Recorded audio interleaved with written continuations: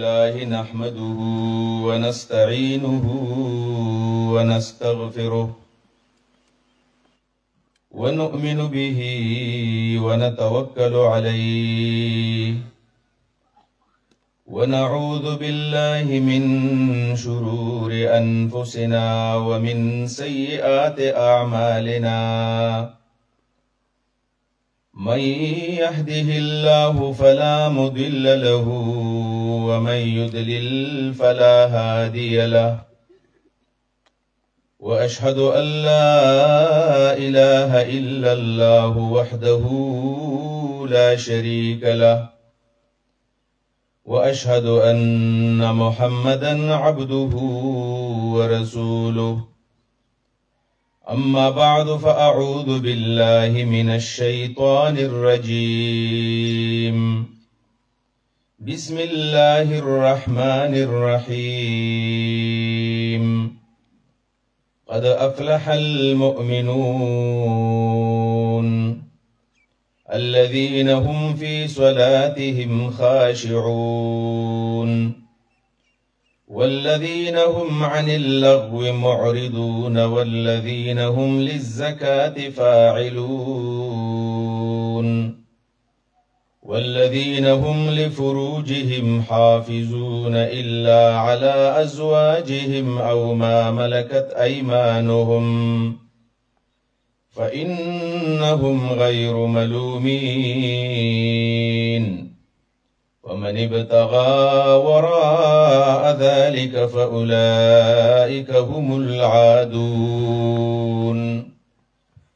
اللهم صل على سيدنا محمد وعلى آل سيدنا محمد وبارك وسلم تسلیما د چهار روزه کلاس زمنګا نن دویمه ورځ ده او زمنګا د دویمه ورځې درس په دې 11 نمبر صفحه باندې اسلام کا نظام عفت و پاکدامنی الله رب العالمین دې مال د صحیح بیان او بیا موږ له د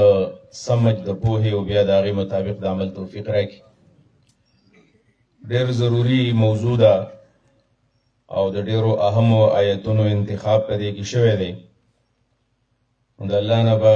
توفیق غواړو چې الله تعالی به موږ پوهه کړي عزتمندو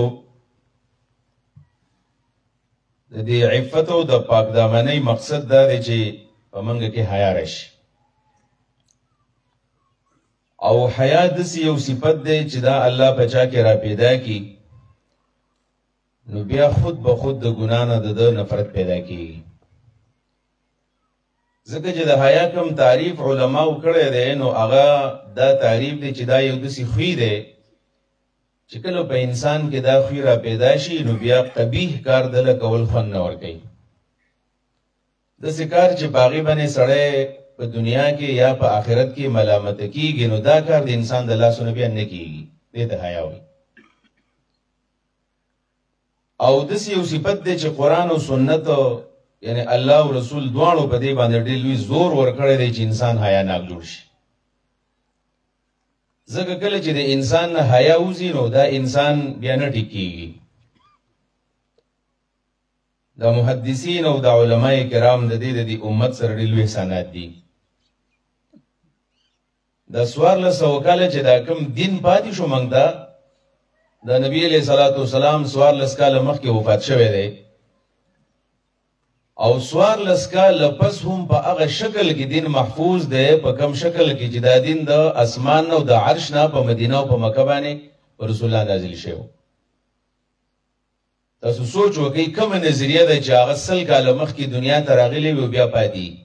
داسې نظریات په دنیا کې نشته دی دا که زمونږ د دنیا د نظریات دي او دا مختلفو نظامونه دي خو چې کله 100 کاله ډېر لوی عمر دی چې 80 کاله وشي نو د خلکو نه د خپل پلار نیکه خبرې ویري دې مجلس کې دا ډېر سپینګیري ناست دي تاسو به د خپل نیکه خبرې نه معلومې او بیا خاص کر د نیکه نه چې اخوا د کم تاریخ دی یعنی د نن نه دې شاټۍ درې د نن 200 کاله مخکې تاریخ شاید کومنګ روکم خلکو ته معلوم لیکن نه به موږ ته معلوم و د اسلام چې دا کم تاریخ دی نو دا 1400 کاله مخکې چې اسلام څنګه راغلی او موږ په قسم سره دلته ویلی شو دا کوم آیت بدلته وایم نو دا الله نبی علیہ الصلوۃ والسلام تم دقه شانه ویلو دا کوم تلاوت چې قاری سی وو کو یا مولانا محترم دا درس حدیث کو په دې باندې من قسم کولې شو چې دا هم هغه الفاظ دي او هغه خبرې دي چې کومه خبرې محمد رسول الله صلی الله علیه وسلم باندې د اسمان نه جبرئیل علیہ الصلوۃ والسلام د الله تعالی طرف راوړی دومره صحیح دین دی موږ ته چاره ورسو دا دي محسنین موږ تر رسولې دي د دې لپاره علماء کرامو محدثین او مفسرین خپل ځواني کپاو کړی وي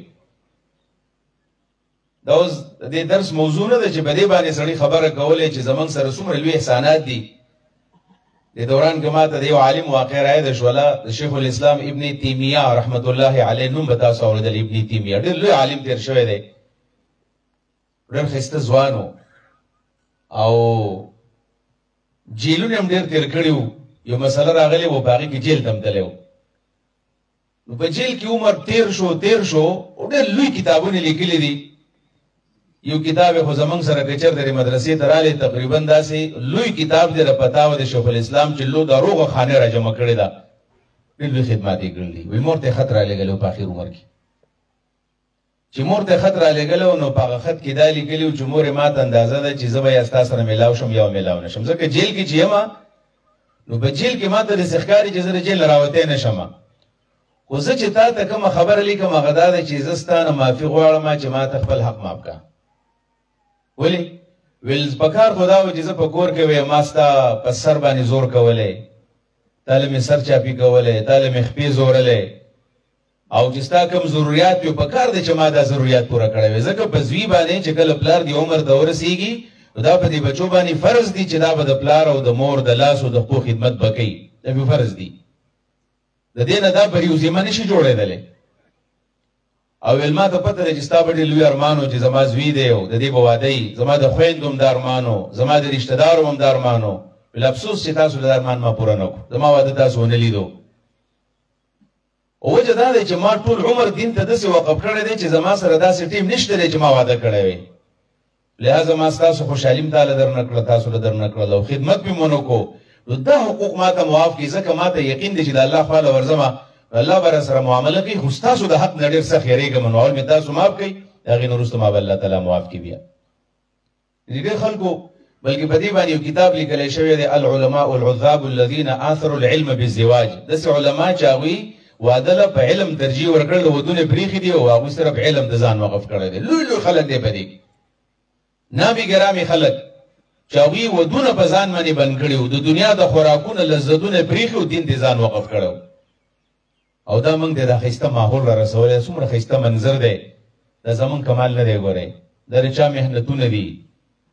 دا موږ ته چې چا په دې شکل کې د دین را رسولې دي دا هغه امت د محسنین زمون سره عظیم احسانات دي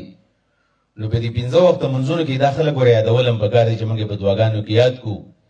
او بیا د خپل والدینو د مشرانو تم دعاګانې کو چې زمون په دې گاون کې په دې دیرو کې پراته دي چې دا میراث موږ ته پرېخې دی او بیا تللی دي او دا زموږ ستاسو ذمہ داری ده چې د نوې نسل ته موږ د میراث څنګه پاتې کوو الله دې خیر کې حالات ډېر بدل طرف ته روان دي ابل ورځې ما ته د کلیو ملګری د سعودي عرب کې د ماته ویډیو راولېږله تاسو هم چا کتلی وي یعنی دا زمنګ د معاشره د حیا په داسې طریقه باندې خلک ختمي چې موږ په خوشحالي وو او موږ دا غي نه خونالو کچ جنګي پیدا کړی داسې وړي وړي یا به د 15 کالو شپږو کالو او کچ الکانې پیدا کړی دي او هغه ته خبرې زده کړې دي نو بل زی ویډیو وا نو پاغي کې داسې و چې د ایوي جنې په کې وادي ابل خواخه ده بل اسخر ده بل خاوند ده ورکوټي ماشومان نه هغه دا خبرې کوي نو خلک خونه لګ ګوره وې دې داسې خبره وکړه او دې داسې خبره وکړه نو هغه ته ما بیا واپس یو میسج وکړو چې دا سيزونه چاته زکه ملګا چې دا خو زمنګ د معاشري خلاف یو سازش روان دی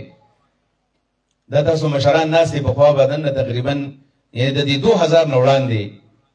د معاشره کې موږ د خپل ماشومالي ځواني تیر کړله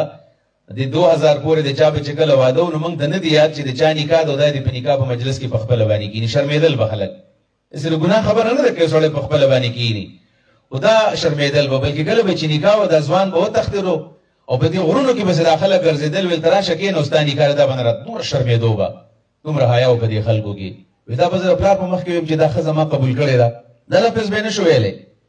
تاسو وکړئ د خپلو مشرانو تپوسونه د خپلو میندو نن دا خبرې به درته کوي زمونږ د یادو ډېرو زلمو ودونه شوي دي او په نکاح کې به هغه نشو کېناستلی مخامخ به راتلی نشو مجلس ته تاسو یې حیا وه او اوس تاسو دې معاشرې ته وګورئ چې اوس دا حیا څه شوله چېرته لاړله دا یو بل ته وایو په دې دپاره چې موږ ځان دې ته تیار کړو چې دا حیا او دا کم عفت او دا پاکدامني چې زمونږ په دې معاشره کې وه او زمونږ د سترګو د لاندې رخصت شولی دې غم موږ وکړو یو عالم دی د هغه نوم دی امام شعبه رحمت الله علیه ډېر لوی عالم تېر شوی دی حقیقت دا دی خلک وایي پلانی بلډینګ دومره اوچت دی چې د سر نه ورته ټوپۍ غورځېږي امام شعبه رحمت الله علیه ته امیر المؤمنین فی الحدیث وایي په حدیثو کې د امت امام دی د هغه یو واقعه ده چې هغه انسان کله واوري نو حیران شي د امام ابو داود رحمت الله علیه زمونږ د مدرسو کې دا کتاب پڑھاویږي د مدرسه کې په آخر کال باندې موږ پڑھاوو د هغه یو استاذ دی هغه نوم عبدالله دی خو مشهور دی په قعنبي باندې عبدالله بن مسلمه بن قعنب القعنبي د نوم دی قعنبي باندې مشهور دی قعنبي دا د امام ابو داود استاذ دی خو دا چې کله نوې نوې ځوانۍ ته ورسېدو نو ویل دا ډېر بې حیا انسان و عام هلک دی ځوان دی زلمی دی او د کار دا و چې په لارو کوڅو کې به ناستو او د خلکو نه به په زور باندې پیسې اخیستلې ډاکو او په کوم لار باندې چې دا عبدالله قعنبي به ناستو نو په هغه طرف باندې به څوک نشو ورتلی یو ورځ ویل دا امام شعبه رحمت الله علیه درس ته تللی واپس را روانو سهار وختي به درس له تو نو ویدرو چې ویدرو ویل راکوشه د دې اس نه امام شعبه رحمت الله علیه د اس نه راکوشو او بیا ورته ویل داسې وکړه چې جیبونو کې داسې راوباسه امام شعبه رحمت الله علیه جیبونو کتل څه شی ورسره نه و په جیب کې څه پیسې میسې ورسره نه وې درس له تللی نو درس له اوس پیسې د ځان سره نه وړي ویل نشته راسره څه ویل نه نو په خپله ویل چې کله تلاشي واخیستلی ویل ته څه کار کوې چې پیسې درسره نشته نو هغه ویل زه خو زما درس کوم حدیث خلکو ته پړاوهم طالبان راته ناست دي علما راته ناست دي زه ورته درس وایم قرآن حدیث ورته وایم ویل په دې دوران کې کله د درس خبره کله واورېدله نو دی عبدالله بن مسلمه بن قعنب القعنبي ورته ویل چې د نبی علیه الصلاة والسلام حدیث ته خلکو ته ویل مې چې زه ورته وایم چې ما ته به حدیث ونه وی ویل وبه ویم درته ویل ووایه راته ویل نه زه چې حدیث خلکو ته وایم نو داسې په ولاړه نو د حدیثو دپاره یو احترام پکاري چې ته به ما ته مخامخ کښېنې ښه د اتحیات په شکل کې برابر او زه به م کوز شم او بیا به زه تا ته د نبي علیه صلات وسلام حدیث ویم ځکه د نبي علیه صلات وسلام حدیث دې له خو احترام پکار دی عزت پکار دی زمونږ چې کله طالبان یا طالبات د اخر کال ته راورسېږي نو موږ ورته بیا ډېر زیات تاکید کوو چې ګورې د حدیثو احترام وکړئ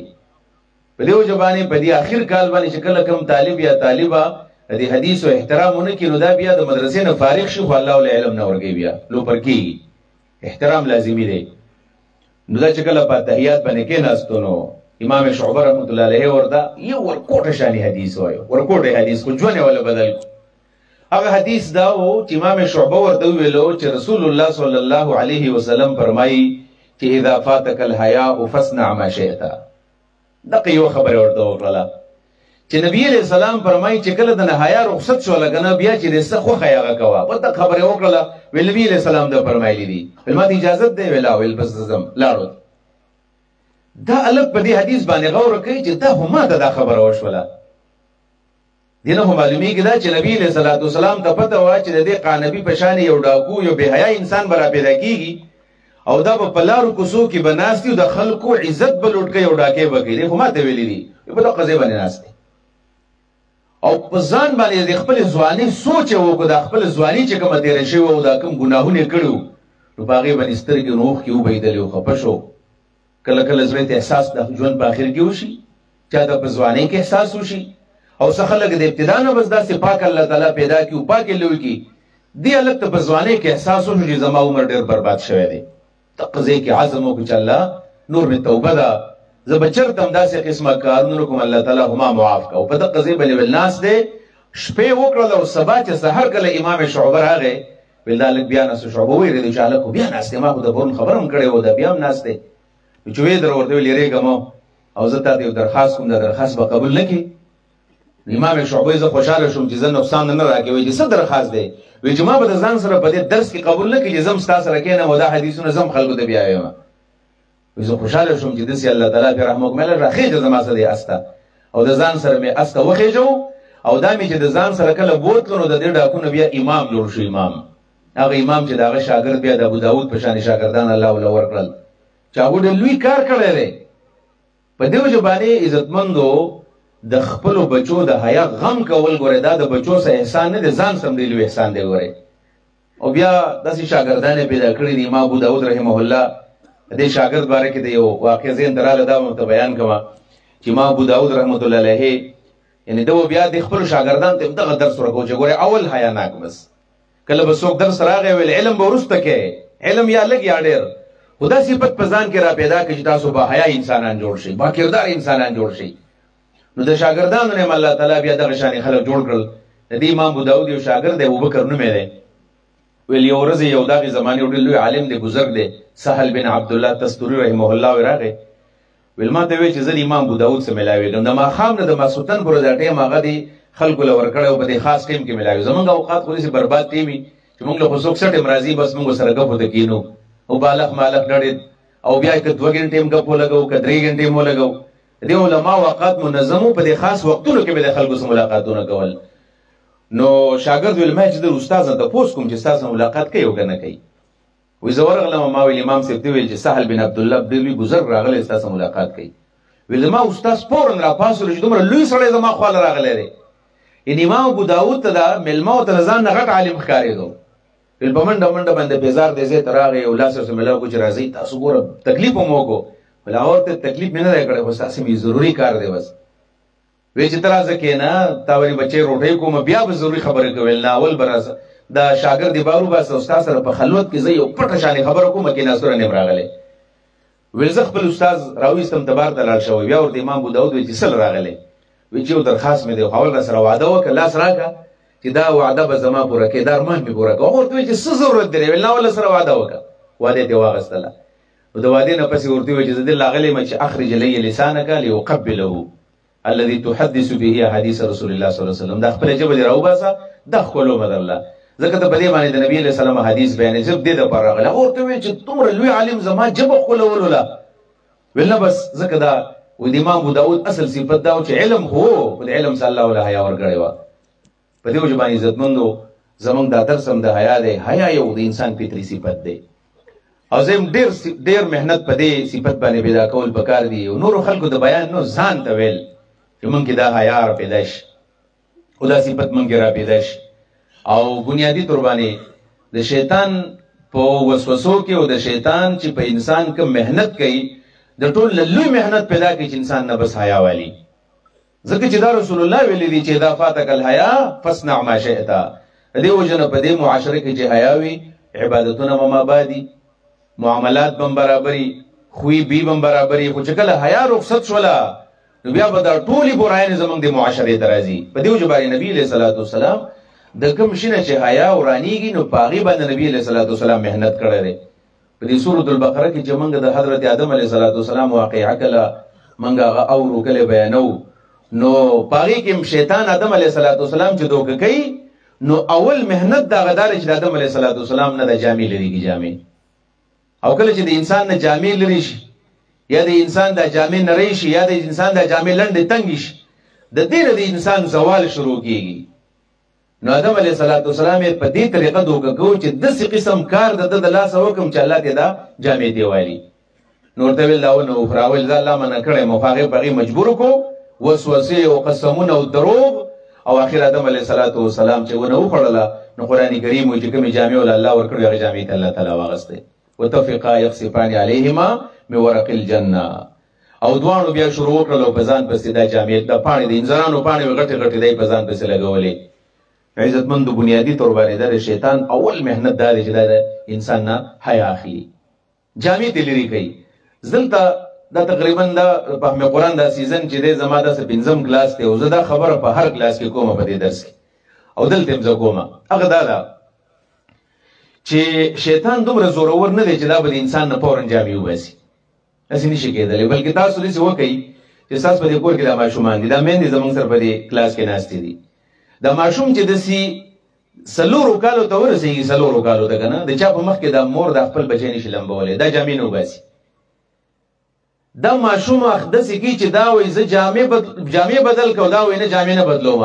چې کله د دې مجلس نه بهر کې یو بلې کمرې ته بوځي نو د هغې نه پس دا بچی دې ته تیار شي چې اوس ما ته مور جامې بدل کړي. هغې دا په دې نه پوهېږي چې دا ځان بربنډول دا ښه کار دی که بد کار دی. خو دا الله رب العالمین په دې انساني کې فطري طور باندې دا چولی دی چې دا حیاناک دی، فطري طور باندې. نن نه تاسو دا تجربه وکړئ دا ماشومان د چمکي جامې نه وباسي. نو بیا یو سړی سپین ګیری دی، یو هلک ځوان دی، یو جنۍ ځوانه ده، هغه څنګه دې ته تیارېږي چې خپلې جامې د ځان نه وباسي. دا بنیادي طور باندې د شیطان په موږ باندې په قلاره قلاره دا محنت شروع کړی دی او موږ پرې نه پوهېږو. په هغې کې یو خاص شی چې زما ورته توجه ده او زه یې بیانوم هغه دا ده چې دا ماشومان هر انسان د خپل ماشوم ښایسته هم ښکاره کېږي او ښه هم ورته ښکاره کېږي او مینې مو سره ډېره زیاته وي. خو په دې ابتدا کې چې کله دا ماشوم ورکوټه دی او دا د سیله د خپاړو شي یا د ګرځېدو شي، نو په دې وخت کې موږ د کپړو مناسب انتظام ونه کړو. نو چې کله مناسب انتظام د دې ماشوم د کپړو د لباس ونه شي، نو بیا چې دا ماشوم ورو غټېږي بیا دې حد ته دا خبره ورسېږي. او هغه کله چې د اخترې راشي که نه اخترې، نو تاسو وګورئ چې موږ د خپلو ماشومانو له کم جامې الو. یا چې کله دا ودونه کېږي، نو په دې ودونو کې د دې والدینو د بچو دپاره د کمو کپړو انتخاب وي. تاسو یقین وکئ په دې بازارونو کې، په دې دکانونو کې دا کم لباس چې خرڅېږي، دا میکسیانې چې خرڅېږي، نو دا چې کله د ماشوم ته واچئ نو دا نستوړي پسې نه وي، د دې ځای پورې دا کپړې وي. یا دا کم پرتوګ چې د ماشوم ته موږ اغوندو هغې ته پرتوګ هم نه وایي، نری غوندې چانګی او هغه ورته واچئ، نو دا ماشوم چې غټېږي نو دا په دې لباس کې غټ شي. دا ماشوم په دې خبره دا د ماشوم په ذهن کې دا څیزونه نقش کېږي، دا پکې درج کېږي چې بس صحیح لباس همدا دی، په دې لباس کې دا غټېږي. په دې وجه باندې اوس په دې نسل باندې موږ محنت داسې کړی دی. دا اوس چې موږ ګیلې کوو چېرې زما بچی بې حیا دی او زما بچی د حیا خیال نه ساتي، نو دا چې کله ماشوم ورته ورته دغه جامې اچول، دغه شانې کمیس یې اچولی و، دغه شانې پرتوګ یې اچولی و، لوپټو په ځای باندې قسم دا سکارف دی او دا پلان دی او دا پلان دی، دا څیزونو ته موږ واچول. دا ماشومان چې غټ شو دی په دغه لباس کې غټ شوي دي، نه موږ ګیله نه شو کولی. راځئ چې موږ د دې ماشومانو د ابتدا نه دا محنت شروع کړو، د ابتدا نه چې دا ماشومان په شرعي لباس کې غټ شي، په شرعي لباس کې. او چې کله د ماشومانو خیال موږ نه ساتو، د اقبال خو ډېرو خلکو ویلی دی، تعلیم یافته خلک پکې ناست دي، د اسلامي تهذیب او د اسلامي تاریخ د سپین او د اندلس تاریخ په خپله د شعر په ژبه کې ویلی دی چې اندلسو دا تاریخ ابن زیاد فتح کړی و، تاریخ ابن زیاد. او بیا په مسلمانانو 200 کاله حکومت کړی دی، 700 سال حکومت دا شوی دی په دغه سپین باندې، په اندلس باندې د مسلمانانو. هغه تاریخ ابن زیاد چې کومې کشتۍ سېزلې وې او شاعر د هغه مړانه په هغې اشعارو کې ستایي چې تعریف چوبر کنارے اندلس پی نسوخت، گفتن کاری تو بنگاہ خیرت خطاس، دورے مسواد وطن باز چو رسیم، ترکے سبب ازروی شریعت کو جا رواست، خندید و دست خیش بشمشیر و برد و گفت هر ملک ماس کے ملک خدای ماس. اکشتی چې وسېزلې چا ورته الله خو د کمقلو خلکو کار دی وکړو، واپس به څنګه ځو؟ ویل په کم ځای چې د الله دی هغه زموږ ځای دی، په دې ځای کې پاتې کېږو. هلته پاتې شول، اسلامي خلافت قایم شو، اسلامي حکومت قایم شو. اقبال چې دا په دې 13 صدۍ کې هغه وفات شو، هغه بیا تللی دی اندلس ته سپین ته. نو واپس چې کله راغی نو موږ ته یو نصیحت کړی دی، زموږ د معاشرې ته د مشرانو ته یو نصیحت وکړو. هغه نصیحت دا دی، هغه اردو الفاظ هم دي چې ان غریبوں کے بچوں کو انہی مدارس میں پڑھنے دو. و دا د غریبانان دا بچی په دې سکولونو مدرسو کې داخل کړي. وایي ځکه چې ما په خپلو سترګو باندې وکتل چې په کوم اندلس او سپین کې مسلمانانو 200 کاله حکومت کړی و. وایي دا مسلمانانو د تهذیب نه صرف یو د قرطبي جومات پاتې شوی دی، بس یو د قرطبي جامع مسجد دی. او اقبال لاړو 2 رکعاته مونځ یې پکې وکړو، بیا پکې په هغې باندې نظم ویلی دی. ویل صرف د اسلامي تهذیب یو جومات مې ولیدو، یو جومات چې خلکو لر مسلمانانو ځای لمونځ پکې کوي. او د الحمرا کندراتو چې په دې ځای کې د مسلمانانو طرز تعمیر و، نو هغه تعمیرات ورانچي وو او د هغې کندرات پاتې وو. ویل په دې ټول اندلس کې دغه کندرات د مسلمانانو د لاسو پاتې وي، جومات پاتې، بل هېڅ شی په هغه ځای کې نه و پاتې شوی. هلته د اسلام نوم اوس نشته دی. ولې؟ دا ځکه چې موږ هغه تهذیب د خپلو لاسو نه رخصت کو، موږ چوټي کو. لہذا د خپل معاشره دا فکر چې دا کوم حیا او کوم عفت قران او سنت مونږ ته خودلې دي چې دې قدر مونږ وکړو. صحابه کرامو کې صحابه کرام په ټول حیا نه کو، خدای حضرت عثمان رضی الله عنه مبارک راضي چې اشدهم حیاء، چې دا په ټولو صحابو کې ډیر زیات به حیا انسانو، انتهایی به حیا. د حضرت عثمان رضی الله عنه مبارک دا راغلي دي چې حضرت عثمان سے بچکل غسل کو، غسل جسے د خپل ځان حفاظت پکار دی. وی حضرت عثمان سے بچکل غسل کو، باتروم ته بکل نه نوتو نو چرته هغه د ځان مکمل کپڑے نه دیستلی، بیا به ملنګ اچو پلنګ کې به لمبل. چرته حضرت عثمان رضی الله عنه په باتروم کې ځان نه برون کړي. په دې وجبانه د در حیا د سیو چې په خلکو باندې اثر کړی دی. زي واقع بیانومه، دا بخاری شریف کې دا واقعه ده. یو صحابي دی حضرت ابو موسی رضی الله عنه، هغه ویل چې یو ورځ کور نه وتلم، ویل ما ویل چې نن زم او د نبی علیہ الصلوۃ والسلام نن خدمت کوم، څوکۍ لزما وزله کې میراله چې نن زم او د نبی علیہ السلام څوکۍ کوم، ټول ورځ به خدمت کوم. ویل ز سار راوتلم چې رااله مته پوس مو کو، نبی علیہ السلام په کور کې نو، مې چې چرته تل دی چې پلاني باغ کې لاړم، پسې چې لاړم نو دروازې په ځان پسې بند کړې ده، په دې باغ کې د یو کوی دی او هغه در خپل خپې وځوړندې کړې دی وناسته. ویل ما ورته ویل الله رسول دروازه کې ولاړې مخ په اطمینان باندې کېنه او نن د دې باغ نو د کوی نه خو والا څوک نشه راتلی، زه ولاړم دروازه کې. ویل نبی علیہ السلام خوشاله شو. ویل په دې دوران کې زه دروازه په خوا کې ناستم، څوک راغی دروازه وټکوله. ویل ما ته چې څوک وی چې ابوبکر یم. ویل سره راغلی. ویل د نبی علیہ السلام را غوښتلې مخاله ورزما ورته صبر کړه، پوسټ کوم چې هغه د اجازه درکې کنه درکې. وزرا لمن ما نبی علیہ السلام ته ویل چې ابوبکر راغلی دی اجازه غواړي. ما ته ویل چې ورشي اجازه ته مل ورکا اذن له وبشره بالجنه، جنت زیره مل ورکا اجازه ده. نبی ابوبکر صدیق راغی او نبی علیہ السلام د خپل وړاندې کړی وینو، دا ابوبکر صدیق خیر استراغه او د خپل خپل وړاندې کړلې او نبی علیہ السلام ول دا خپل ګرمشینو د خپل لنګ او د پنسیر او چې دی کړی دي چې د خپل بیخ شي بدی وګي. ویل بیا چې دروازه کې کېناستل او بیا یو کس راغی دروازه وټکوله. ما دې بیا تاسو کې جسو کې چې زه عمر یم د نبی علیہ السلام سره ملاوي. ماغه ته ویل چې ورګه د رسول الله اول تاسو کوم چې دا پریږدي کنه پریږدي. ویل نبی علیہ السلام راته ویل چې اجازه ته مول ورکو دلم د جنت زیره ورګه چې د ناراضه. ویل حضرت عمر راغی نو هغه د بل طرف ته د نبی علیہ السلام نه کېناستو، هغه د خپل خپې دی کوی د ځوړندې کړلې، دا کوی داسې ورکوټو د غاړه ډکه شوله. دریم کس وسنه راځي د سلورم لږ وخت پس ویل بیا چا دروازه وټکوله نو زه ورلم. ویل څوک ویل چې حضرت عثمان یم. ویل د نبی علیہ السلام خاله ورلم چې عثمان دی او حضرت عثمان یستأذن وکي اجازه د نواړي راشي. ویل لږ صبر وکړه، لږ صبر وکړه. ویل نبی علیہ الصلوۃ والسلام د خپل پنسي خطه کړی داسې او د خپل صادر مادر نظام باندې برابر کو.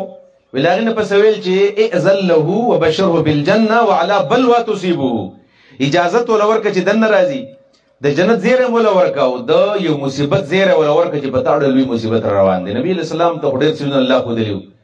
حضرت عثمان پس رااله چې دنه راځو، نبی علیہ السلام اجازه هم درکې. وی بل خطرناک خبر راته وکړه چې دل یو زیره ورکه چې بتا مصیبت روان دي. ویل الله وکي ان شاء الله والله المستعان، مدد بد الله نه غواړم په دې مصیبتونو زما څه پروا نشته. راغی سیده وی چې سیده راغی نو ویل د مخامخ ډله د غاړه ډکه شوی نو مخامخ د کېناستو. ویل ما پیرو کړلو نو وخت دوی راووتل. ویل بیا زما په ځل کې یو سوچ چې یو خدا دا چې دا کله ابوبکر صدیق او حضرت عمر کله دن راتل نبی علیہ الصلوۃ والسلام د خپې ښکارېدل او نه پټولې، او چې حضرت عثمان کله راغی نو د خپې پټ کړلې او د سي برابر کېناست. یو مې دا ذهن کې دا خبره وه. او دویمه خبره مې دا په ځل کې وه چې دا څه عجیب ونه کار وشي، دا دوه کسان یې مخامخ ورته نږدې ناستي او د حضرت عثمان مخامخ ورته کېناستو. ویل د دې پنسو د دې پندو په باره کې خو په دې باندې پوه شوم چې دا اصل کې دومره حیاناک دی چې نبی علیہ الصلوۃ والسلام د دوی حیا ورتله. یعنې دا هغه دومره حیا وه چې دا هغه په مخ کې نبی علیہ الصلوۃ والسلام چې کېناستم ځان خیال وساتو. او بل دا وایي چې رسول الله صلی الله علیه وسلم نه تا مخامخ د کېناستو نو ویل ما ته الله پته ولګي چې ټول کله وفات شو، رسول الله وفات شو، ابوبکر وفات شو، عثمان صاحب وفات شو او حضرت عمر وفات شو. نو زه پوه شوم چې دا دوه کسان د نبی علیہ السلام سره په کمره کې دننه خښ شو او د حضرت عثمان د بیا ځای نو ملاو شو. دا بهر په بقیع کې خښ دی. تاسو څوک مدینې ته تللي د حضرت عثمان صاحب قبر بقیع په منځ کې دی او اوس هم د هغې باقي د نشانات دي چې خلک لاړ شو دا د حضرت عثمان قبر دی. دا دغه د حیا د وجې نه چې انتهایی حیاناک انسان و، دغه د حیا د وجې نه رسول الله صلی الله علیه وسلم به هم حیا کوله. په دې وجه باندې رسول الله صلی الله علیه وسلم فرمایي چې دا حیا چې دا الحیا شعبه من الايمان، دا حیا د ایمان په شعبو کې د ټولو نه لویه شعبه ده او غټه شعبه ده. هلکانو مخکې ځای شته که څوک یعنې راځئ مخکې راشي چې حیا د اسلام په شعبو کې دا د ټولو نه لویه شعبه ده د انسان د هرې شعبې سره تعلق دی زه داسې مختصر ویم علماو دا خبرې لیکلي دي چې د حیا تعلق د انسان د خبرو سره هم دی ګورئ انسان په خبرو کې هم حیا کوي بې واکه خبرې به نه کوي بس چې په خوله وله څه راځي نو وایي به نه موږ د دروغو څه داسې عادت شوي یو چې بس موږ له په خوله باندې کومه خبره راځي موږ یې کوو دا د حیا خلاف کار دی لہذا انسان به کوشش کوي چې دا به په خبرو کې هم به حیا کوي خبرې به هغه خبرې به کوي چې کومې خبرې ټیک خبرې دروغ به نه وایي او په دې خبرو کې به په مخه قسمونه به نه کوي بله دا چې دا خبرې کوي نو د مجلس ته به ګوري چې زه څه قسمه خبره وکړم د مجلس د آدابو خیال ساتل دا ډېره لویه مسلې چې کله کله چاته دا پته هم نه لګي چې د دې مجلس کې څنګه خبر کول پکار دي دا مجلس د علماو مجلس دی دا د مشرانو دی دا د کشرانو دی دا د زنانو دی نو د هر مجلس مطابق خبرې پکار دي د خپل مزاج مطابق خبرې نه دي کول پکار په ناسته ولاړه کې حیا کول سړی کینی څنګه به کینی کشرانو خواته به څنګه کینی زنانه دي په یو ځای کې ناستې دي هلته به څنګه کینی زمونږ ګرځېدو کې حیا چې زمونږ ګرځېدل به څنګه وي حتی چې په کور کې هم سړی سره په کور کې لوریانې دي په کور کې انګېندې دي په کور کې خویندې دي نو په دې کور کې هم چې ته کله وخت تېری نو ته به داسې نه ګرځې چې بس عام طور باندې اکثر د هلکانو کمیسونه ایستلي بنینې اچولې په کور کې ښځه هم ده په کور کې مور هم ده او په کور کې خویندې دي بچیانې دي او دا همدقه شانې ګرځي دا خو زما خپل کور دی داسې نه ده دې د وجې نه د کور نه بیا حیا چوټې کېږي په قلاره دې وځي اخر د کور ټول بې حیا شي رسول الله صلی الله علیه وسلم صحابو ته وی چې کله د چا خواله ورځئ اجازت به غواړئ او بیا چې کور ته ورځئ نو ګوره کور ته هم اجازت غواړئ نو یو صحابي تپوس وکړو د الله رسول سړی به خپل کور ته ځي او بیا هم اجازت غواړي ویل او که نو بیا به هم غواړي ویل ولې ویل ته دا خوښې چې ته کله کور ته ورشي او ستا په کور کې مور ده یا خور ده او څوک ده هغه ته بربنډه ویني وایي نه لهذا کور ته هم چې ځې نو ټوخې موخې کول پکار دي یا داسې قسمه خوی پکار دی چې چاته پته ولګي دا پلانې صاحب را روان دی د زنانو کې هم دا ډېرې بېحیایي دی د ناستې ولاړې خیال نه ساتي خاوند به راشي او دا په کټ کې ښه برابر پرته در راپاسي هم نه چې دا خاوند راغی یا مېلمه ورسره راغی د سر نه لوپټه لرې شوې ده د جامو خیال نه ساتي پکار دا ده چې په دې کور کې داسې حیا وي چې که دا خاوند دی که دا ورور دی که دا پلار دی که دا زوی دی حتی چې ورکوټې ماشوم ولې نه دی ورکوټې ماشوم د 15 کلو ماشوم هم چې د مور خواله راغی نو پکار چې مور برابر کښېني په ځان باندې لوپټه راخوره کړي څادر راپور کړي ځکه چې که دا مور چېرته په دې ناسته ولاړې کې حیا نه کوي د دې ماشوم په ذهن کې به دغه صفتونه نقش کېږي دا به دغه شانې بیا جوړېږي لہذا رسول الله صلی الله علیه وسلم تعلیمات دي ټیم هم کم دی ما سره احساس دی ډیوټیانو له ملګري دي دا یو 2-3 حدیثونه د دې لږ وضاحت کوم هغه دا ده زمونږ دا معاشره ورانه ولې شوله دې باندې خبره کوو نو د هغې ډېر وجوهات دي زما په ذهن کې د موقع مناسبت چې کومې خبرې ضرورت ښکاري نو هغه خو یو دی چې موږ خپل چې زمونږ کوم خپل رسم دی کوم رواج دی د شریعت هغه موږ پرېښودلي دي موږ د غیرو تقلید کوو د یورپ د مغرب یا د هندوانو د هغې خلکو طریقې موږ یادو چې دا طریقې زمونږ نه دي دې شي موږ دې حد ته راورسولو چې خپل تهذیب زمونږ نه پاتې شو خپل ثقافت زمونږ نه پاتې شو او د هندوانو د انګریزانو تهذیب موږ خپلو د هغې په نتیجه کې زمونږ حیا لاړله ختمه شوله د غیرو په تهذیب کې په دې وجه باندې رسول الله صلی الله علیه وسلم ویلو ډېر پخوا 1400 کاله مخکې دا خبره کړې وه چې صنفان من امتي لم ارهما زما په دې امت کې 2 قسمه خلک دی چې ما نه دي لیدلي څه مطلب ما نه دي لیدلي مطلب اوس نشته خو را روان دور کې به 2 قسمه خلک را پیدا کېږي او د هغې د وجې نه به دا معاشره ورانېږي یو خو دا دی چې څه خلک دی چې معهم اسیات مثل اذناب البقر یضربون بها الناس ظالمان به را پیدا کېږي او د هغې په لاس کې به چابکونه یي او په هغې به خلک وهي ظلم دی اشاره ولکه دا کم دور دی ظلم دی په غزه کې کم ظلم زیاتی دی زمونږ دا معاشره د ظلم لړکه دا کشمیر دی او که فلسطین دی داسې وخت را روان دی چې د خلکو په لاس کې به چابکونه وي د غواګانو د لکو په شان او په هغې به د خلکو مخونه وهي ظلم به کوي یو خو دا دور را روان دی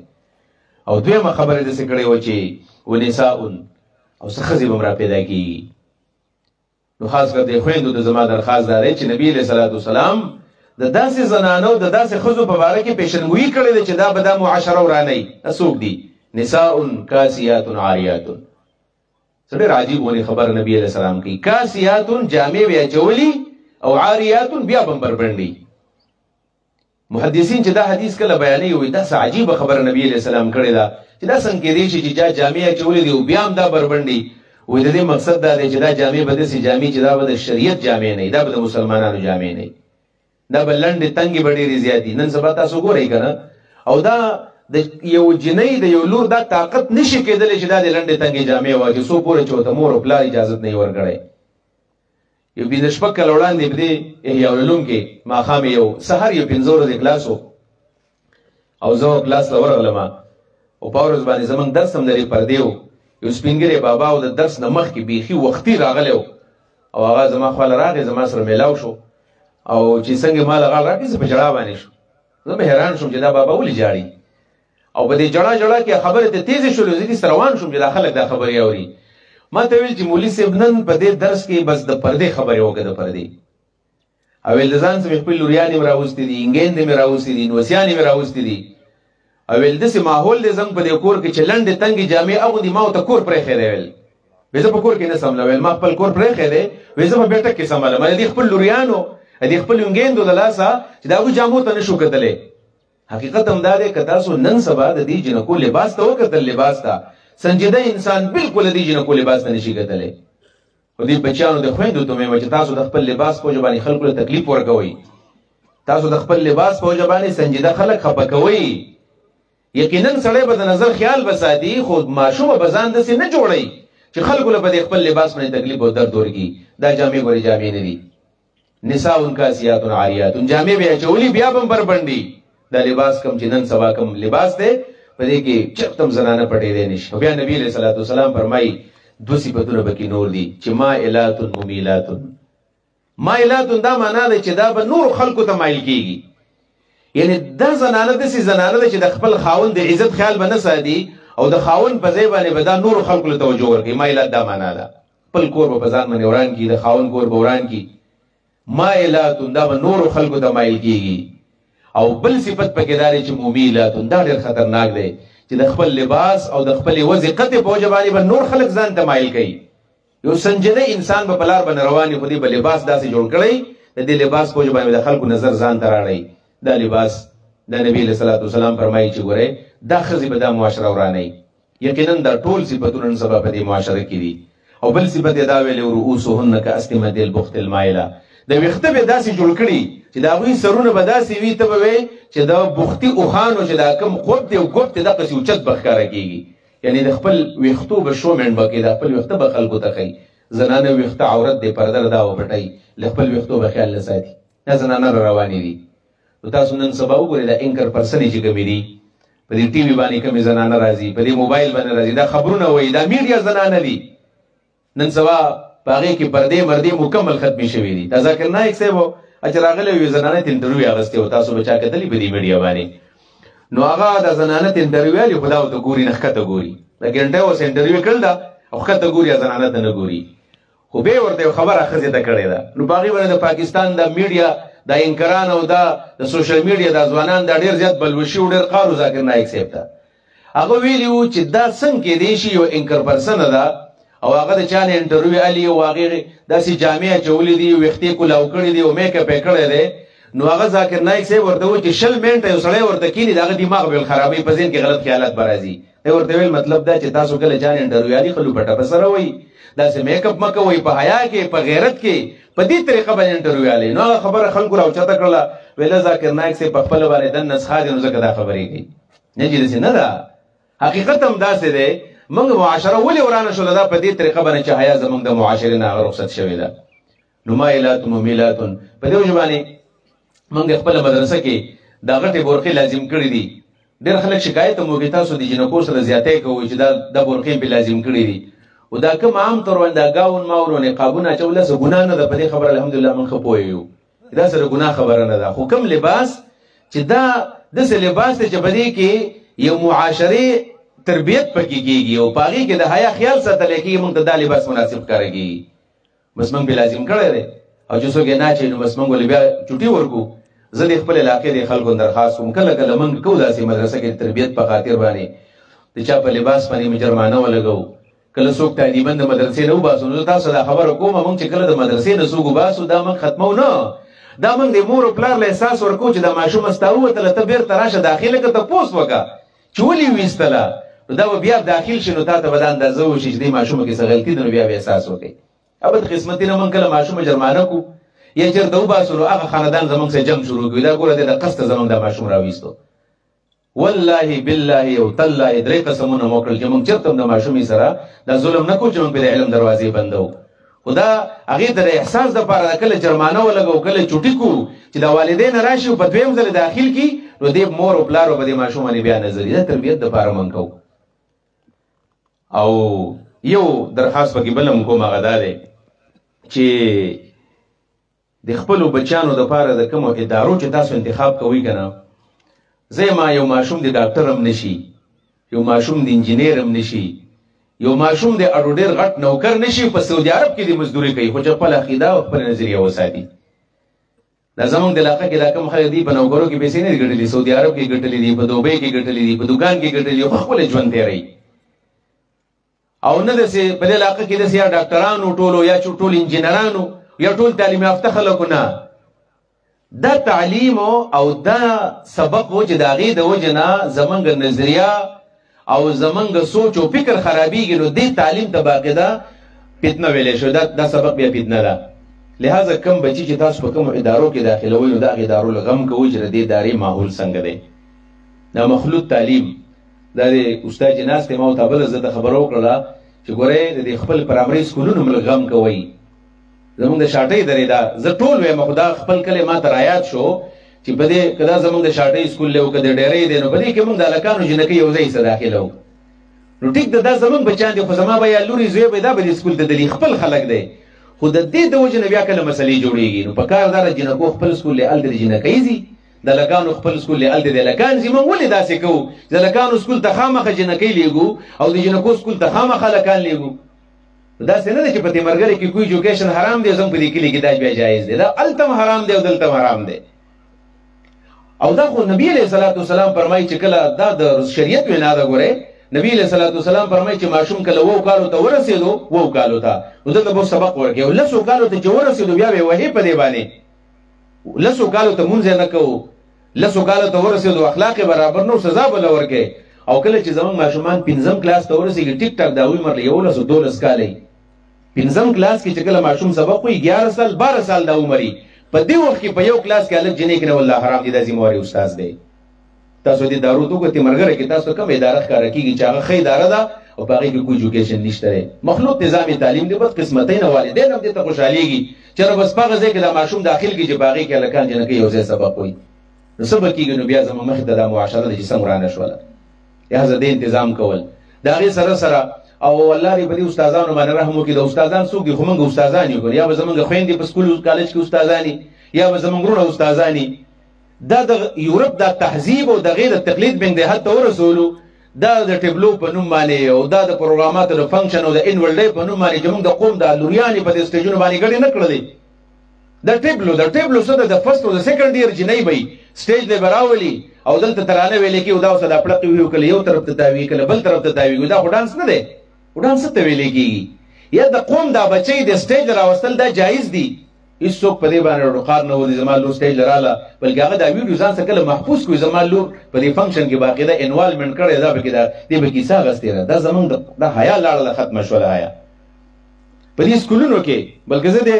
او الحمدلله زه په تاسو نه احسان ځباتمه او دا زما خپل ایمان دی چې په دې هر څه زما ښه جوور نظري په دې سکولونو کې ما او د دې خبرو وضاحت زه کوم چې ښه دی موقع داسې میلاو شو ده موږ په دې خپله مدرسه کې دا پابندي لګوله ده چې کوم ماشوم زموږ څه مدرسه کې سبق وایي د سکول په نعت کې په تلاوت کې په تقریر کې بالکل ایسالی او کومې جنکۍ چې په سکول کې په عام پروګراماتو کې په لوبو کې ایسالي زه مدرسه کې هغه جنۍ نه پرېږدمه په دې باندې که تاسو خوشحالېږو که خفه کېږئ ما یو ځل تقریبا 15 جنکۍ د مدرسې نه په دې باندې ایستلې وې چې هغوی په سکول کې په کرکټ او والیبال په لوبو کې هغوی حصه اخیستې وه والدین زما نه خفه وو بلکې دې سکول استادانو هم جواب رالېږلی و چې تاسو زموږ په سکول کې څه کار دی مل زمون کار د خپل بچو سره دی چې موږ لکم دا والدینو دا کوم بچی راکړي دي موږ دا غوښ خیال ساتو په کرکټ کې په والیبال کې لکان دی کوي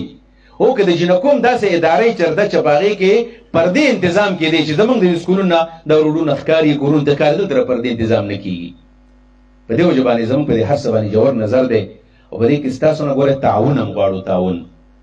او خیال هم دا دی چې دا معاشره جوړه شي زمونږ د چا سره ذاتي دښمني نشته دی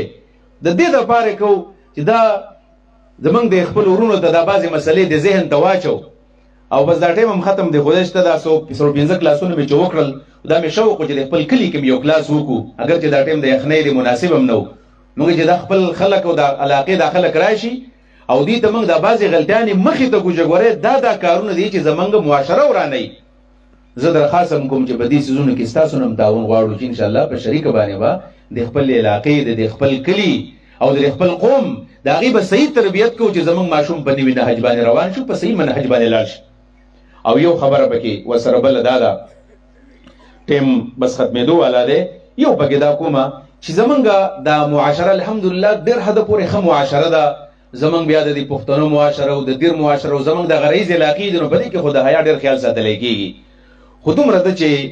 د دې حفاظت کېږي په څه باندې. دوه څیزونه دا دي چې د حدیثو په رڼا کې وایم چې یو د نظر حفاظت، چې موږ د خپل نظر حفاظت شروع کړو. نبی علیه الصلاة والسلام فرمایي النظر سهم مسموم من سهام ابلیس. دا نظر دا د شیطان په زهري غشو کې یو غشی دی. ګورئ دا غشی دی، غشی په دې وجه باندې چې ته د خپل نظر مس یوز او غلط نظر کې نو ته په دې باندې بل چاله تکلیف ورکې. تا چې چاته وکتل نو دا یو قسم ستا د سترګو نه غشي لاړه هغه ځای کې غشي، دې غشي هغه زخمي کو، د هغه زړی زخمي کو، د هغه بدن زخمي کو. په دې طریقه باندې معاشره ورانېږي. لہذا د نظر حفاظت کول. نبی علیه الصلاة والسلام خپل بیبیانو ته ویلي، دوه بیبیانې د ام سلمه یو ام سلمه ده او حضرت میمونه رضی الله تعالی عنهما زمونږ میندې دي. د نبی علیه السلام سره میلمه کور ته راغی، ړوند دی عبدالله ابن ام مکتوم. نو چې کله دا ړوند صحابي دننه راغی نبی علیه الصلاة والسلام ښځو ته قهر شول پټې شی دی. کله چې میلمه لاړو هغوی د الله رسول ړوند یې راوستو، د ړونده تا مونږ ته ویل چې پټې شی نو ړوند خو مونږ ته نه کتل، تا ولې مونږ ته وایي چې پرده وکوئ. ګوره ړوند دی ړوند. نبی علیہ السلام ته و چې دې ړوند خو موږ نه لیدلو، تا موږ ته ولې ویل چې پټې شئ؟ نو نبی علیہ الصلاة والسلام ورته څه وویلو؟ رسول الله ورته ویل افعمیوان انتم ولې تاسو ړندې وئ؟ الستما تبصرانه، ستاسو سترګو کار نه کوو؟ د دې مطلب دا دی چې دا مطلب نه دی چې سړی به ښځو ته نه ګوري او ښځې به سړو ته ګوري. ښځې به د خپل نظر حفاظت کوي، سړی به د خپل نظر حفاظت کوي. په دې طریقه باندې معاشره جوړېږي. قل للمؤمنین یغضوا وقل للمؤمنات یغضضن من ابصارهن. سړو ته مو وایو ښځو ته مو وایي د نظر حفاظت وکړي. او دویمه دا ده چې نکاح عامول پکار دی. نکاح نبی علیه السلام یو ورځ ځوانان راجمع کړي، ځوانان او هغه ځوانان ته تقریر کړو یا معشر شباب من استطاع منکم الباءة فلیتزوج. څوک چې د واده طاقت لري واده وله وکړي. زمونږ یو نوی یو سوچ جوړ شوی دی، هغه دا ده چې زما بچی سټیبل شوی نه په خپل خپو باندې نه ولاړ، زه بله واده نه کوم. ولې موږ په پردو خپو باندې ګرځو؟ دا یو غلط سوچ دی چې یاره دا سټیبل شي او دا په خپل خپو باندې ودرېږي او دا ځان له پیسې وګټي. نو چې هغه کله پیسې ګټي په خپل خپو باندې ودرېږي د هغه حیا ختمه شوي. لہذا په ټیم باندې ودونه غم د خپلو لوریانو دپاره هم د خپلو زامنو دپاره هم په ټیم باندې ودونه کول. د چا بچی چې بلوغ ته رسېدلی دی د هغه د واده غم کول. د چا بچی چې بلوغ ته رسېدلی ده او په هغې پسې مناسب رشته کله راځي په ټیم د واده غم کول پکار دي. نبی علیه الصلاة والسلام فرمایي وایي تاسو څوک زوم کول غواړئ، یعنې چا له لور ورکول پکار دي. دوه صفتونو ته ګورئ، دوه صفتونو ته. اذا خطب الیکم ممن ترضون دینه وخلقه. دوه صفتونه دي چې کله ستاسو د خور لور تپوس دوه قسمه خلک وکړي چې ترضون دینه ستاسو د هغه په دیندارۍ باندې اعتماد دی، وخلقه د هغه په خوی باندې ستاسو اعتماد دی، په زوجو خپل جنې ولې به نکاح باندې ورکوئ. بیا نبی علیه الصلاة والسلام فرمایي الا تکون فتنة فی الارض وفساد ریز. که دا کار هم ونه کړو نو بیا په دې معاشره کې فتنې او فسادونه به راځي. نن ولې نن مونږ ګورو چاره دا څوک زما د لور تپوس کوي د ده جاب شته او که نشته، تعلیم یې څومره دی، بزنس یې شته او که نشته. په دې وجه باندې زموږ معاشره ورانېږي. او دویم نمبر دا ده چې نکاحونه اسانول پکار دي. نکاحونه چې اسان شي، ګرانول نه دي پکار. او نن سبا نکاحونه ګران دي. حقیقت دا دی چې د لور واده کول دا ډېر ګران کار دی. پخوا به د زوی واده ګرانو، اوس د لور په واده باندې خلک 8 لک او 9 لک روپۍ لګوي، 10 لک روپۍ لګوي. نو ټیک دی یو سړی به سعودي کې پیسې ګټلي یا به ډېر غټ جاب وي، غټه نوکري وي، هغه خپل لور له ګران واده کولی شي. خو بیا به د غریب سړي د غټ مشکل به خپل لور له داسې قسمه سامان نشي کولی، نو دغه جنکۍ به په کورونو کې بیا پاتې کېږي. په دې وجه باندې نکاحونه اسانول او خاص کر په نکاحونه کې دا کوم غیر شرعي کارونه دي د دې نه ځان ساتل. کله کله داسې وي چې په دې ودونو کې موږ هم داسې نه وایو چې په دې واده کې اورو سندره ویل ناجایز دي. نه جنا، نبی علیه الصلاة والسلام باقاعده اجازت ورکړی دی. شریعت په رڼا کې دا خبره کومه د رسول الله صلی الله علیه وسلم په کور کې وجنې او یتیمه وه، نبی علیه السلام یې تربیت کوو. نو د هغې بیا انصارو کې رشته راغله، نبی علیه الصلاة والسلام په نکاح باندې ورکړله. بیا چې کله د هغې رخصتي وه نو رسول الله صلی الله علیه وسلم چې کله کور ته راغی ویل هغې جنۍ تلې دی، ویل واده شوی دی، ویل وې څوک تاسو لګلې وي چې سندري مندري هلته ویلې وي وې څوک مو سره لګلې وي چې هغه جنکو هلته سندري ویلې وي ځکه د انصارو دا سندري ډېرې خوښي وې څوک هم لګلې وي نبی اسلام ترغیب ورکو یعنی په ودونو کې دا سندري مندري ویل لوبې ویل په دې باندې داسې پابندي نشته چې مکمل حرام دی او ناروا دي خو د هغې دپاره شریعت حدود جوړ کړي دي او حدود څه دي چې دا سندرې به ښځې په خپل مجلس کې بدن نه وي دا اواز به بار نه راوځي دې سره به سړي په دې ځای کې نه وي په دې کې به رقص نه وي په دې کې به ګډاګانې داسې نه وي چې سړي او ښځې یو ځای په دې کې دا شی اصل کې حرام دی شریعت مزاج پېژندل غواړي او دا داسې شریعت خشک مزاج هم نه دی چې بس هر څه باندې پابندي ده او د هر څه حدود دي زمونږ د ودونو انتظام تاسو ګورئ واده په یو ځای کې او هغه لرې ځای کې به بل کسر تکلیف میلاویږي دا شی اصل کې دا دی چې زیاده مونږ معاشره ورانوي الله دې زموږ د معاشره جوړه کړي دا ایتونو بس ترجمه کومه الله فرمایي قد افلح المؤمنون مسلمانان کامیاب دي الذين هم في صلاتهم خاشعون کم خلک چې په خپلو منځونو کې عاجزي کوي او الذين هم عن اللغو معرضون کم د غلط کارونو مخ بل طرف ته اړوي والذين هم للزکات فاعلون کم خلک چې زکات ورکوي والذين هم لفروجهم حافظون د خپل بدن او د عورت حفاظت کې دا کامیاب دي الا على ازواجهم وملكت ايمانهم البته د خزن او د خپل وینځو نه نشي پټولې ځان فإنهم غیر ملومین د بدی کې ندي ملامته فمن ابتغى وراء ذلك چا چې دینه اخوا سولټول فاولئک هم العادون دا خلق د حد نه اوړي والذین هم لاماناتهم وعهدهم راعون چې د خپل امانتونو د وعدو خیال ساتي والذین هم على صلواتهم يحافظون د خپل منځونو باندې همیشواله کوي اولئک هم الوارثون دا خلق د دین وارثان دي د جنت وارثان دي الذين يرثون الفردوس دا خلق به جنت په میراث کې اخلي هم فيها خالدون دی په دې کې همیشه اوسېږي واخر دعوانا الحمد لله رب العالمین سبب ان شاء الله زمونږه چې کوم درس دی نو په دې 14 نمبر صفحه باندې بیت المقدس يهوديانو سره عزایم دی زمونږ د امت مسلمه کومې ذمہ داری دي ضروری او اهم درس دی کوشش وکړئ څومره د علاقې نوجوانان دي خاص کر او دا مشران خو سم راځي سم نیکان خلک دي دا کلاس خصوصي تور باندې مونږ کړم د دې لپاره چې دا نوجوانان د ټول وړه ودی او دا پاتو پر 9 بجې را پاسيږي چې دا خلک په دې کلاس کې مونږ شریک کو کوشش وکړي څومره نوجوانان دي چې دا خاص کر سبا په دې درس کې شریک کو ذکر دې تعلق زمونږ د عقیده سره او د قبله اول سره دی نو ان شاء الله تعالی نن چې مونږ کورون دلار شو چې یو کس خو خامخا د ځان سره سبا دې درس راول یو کس او تاسو چې راځي د خپل بچی سبا ځان سره راولي په زور را پاسوي په ټیم باندې دوه درې ځل په سیور شره پایسوي او سبا دې درس کې شریک کړي الله دې موږ د عمل توفیق راکړي ربنا فاغفر لنا ذنوبنا وكفر عنا سيئاتنا وتوفنا مع الابرار ربنا وآتنا ما وعدتنا على رسولك ولا تخزنا يوم القيامة إنك لا تخلف الميعاد ربنا ظلمنا أنفسنا وإن لم تغفر لنا وترحمنا لنكونن من الخاسرين برحمتك يا أرحم الراحمين